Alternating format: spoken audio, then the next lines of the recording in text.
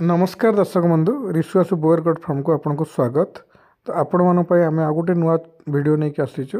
तो आपण मैंने देखो ये वीडियो रे आम आम छेली मान को सकाळु सकाळु किछि मकार साइलेज देचु आउ किछि बिरी बोती भी देचु।